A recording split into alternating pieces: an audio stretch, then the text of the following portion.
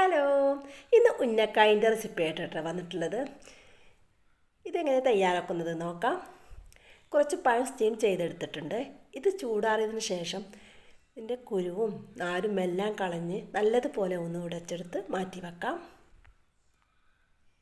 ഇതിനു വേണ്ടി ഫില്ലിംഗ് തയ്യാറാക്കാം.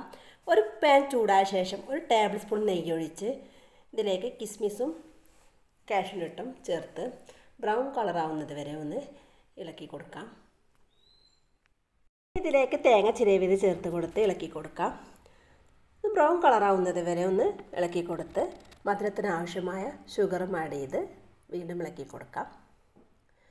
ഇപ്പോൾ നമ്മുടെ ഫില്ലിങ്ങും ഇവിടെ റെഡി ആയിട്ടുണ്ട്. ഇത് ചൂടാറിയതിന് ശേഷം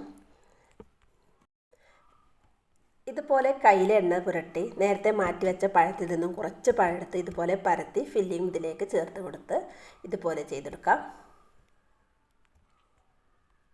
നമുക്ക് വളരെ സിമ്പിളായിട്ട് ചെയ്തെടുക്കാം. അപ്പോൾ ഇതെല്ലാം കൂടി ഉന്നക്കായൻ്റെ ഷേപ്പിൽ റെഡിയായി വന്നിട്ടുണ്ട്. ഇത് നമുക്ക് ഫ്രൈ ചെയ്തെടുക്കാം. എണ്ണ നല്ലതുപോലെ ചൂടായ ശേഷം മീഡിയം ഫ്ലെയിമിൽ വെച്ചിട്ട് നല്ലതുപോലെ ഓരോന്നായി ഇട്ട് കൊടുത്ത് ഫ്രൈ ചെയ്തെടുക്കാം. പ്രത്യേകം ശ്രദ്ധിക്കേണ്ട ഒരു കാര്യമാണ്, പെട്ടെന്ന് തന്നെ ഇതിൻ്റെ പുറംഭാഗത്തുള്ള കളർ മാറിപ്പോകും. അതിൻ്റെ പേരിലാണ് നമ്മൾ ഫ്രൈ ചെയ്തെടുക്കുന്നത്. നമ്മളെ പഴമെല്ലാം വേവിച്ചതാണ്.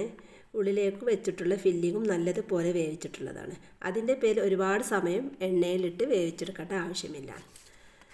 നമുക്ക് എങ്ങനത്തെ കളറാണ് വേണ്ടത് ആ ഒരു കളർ ഫ്രൈ ആയി കിട്ടുമ്പോൾ തന്നെ നമുക്ക് എടുക്കാവുന്നതേ ഉള്ളൂ. വളരെ വളരെ ടേസ്റ്റി ആയിട്ടുള്ള നമ്മുടെ സ്പെഷ്യൽ ഉന്നക്കായ സൂപ്പറായിട്ട് ഇവിടെ റെഡി ആയിട്ടുണ്ട്. മറ്റൊരു വീഡിയോയുമായി വീണ്ടും കാണാം. താങ്ക്